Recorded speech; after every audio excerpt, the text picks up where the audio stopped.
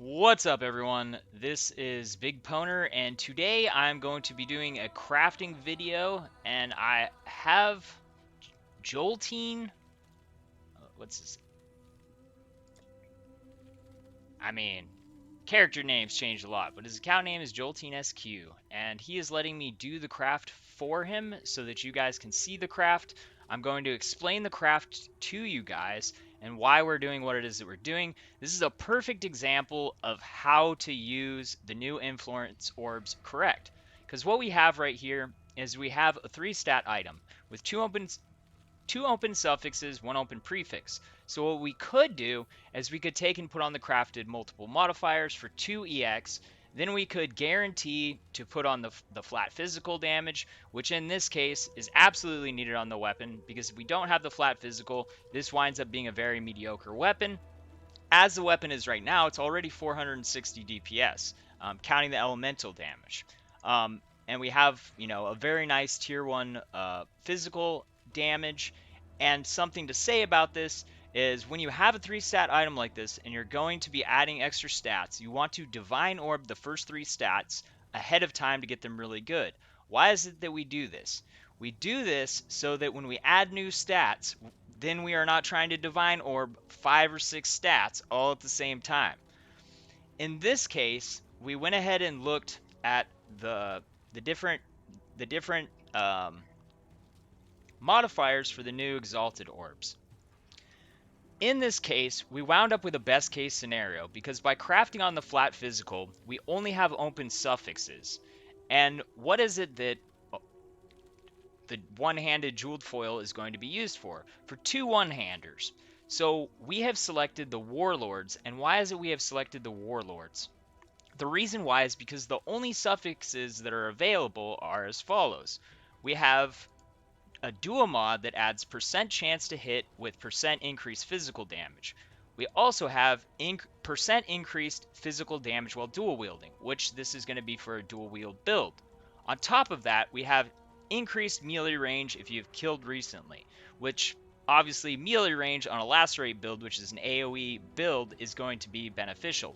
So this is perfect because this is all good stats. We have no chance of getting anything bad. The only variation is going to be the tier of the stats. So 100% we're going to get an awesome mod. So this is a perfect example of when you absolutely want to be doing something like this. What is the other benefit? We're going to get to have a 6-stat item, because if we crafted on the can have multiple modifiers, that would cost us 2 exalts, and then we'd be crafting on 2 more mods, we'd have a 5-stat item.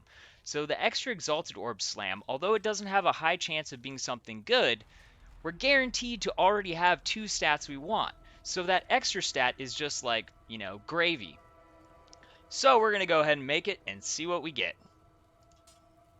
So we got the dual mod increased damage, and we got with the maim, and we got it as a tier 2. So this is actually a really good result because it has 3 different tiers. So that was an excellent slam.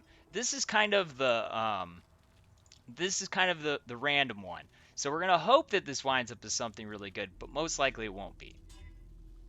Oh my god! Oh my god! So he just got so insanely lucky. He hit tier 2 increased attack speed. I'm just going to say I have notoriously good luck for Exalt slamming for other people. This is a 590 DPS one-hander weapon. This is absolutely insane. So realistically, this is not going to happen every time. The chances of him getting that good of an regular Exalted Orb Slam are super, super low.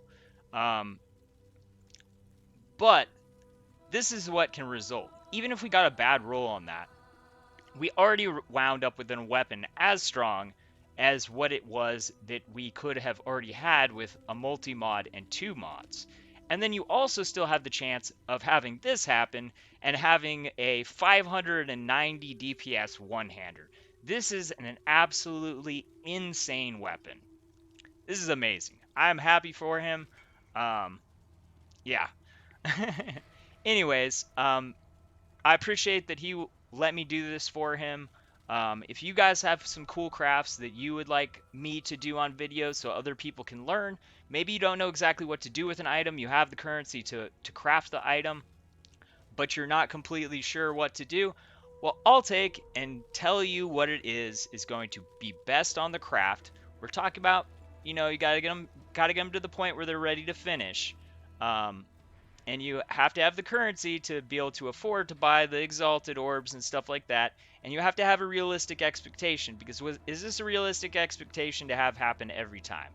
The exalted orb slam that was the influence is definitely um, definitely a realistic thing. He got the middle stat on one of the guaranteed stats, which was a really good thing because it was guaranteed and it was really good for the weapon.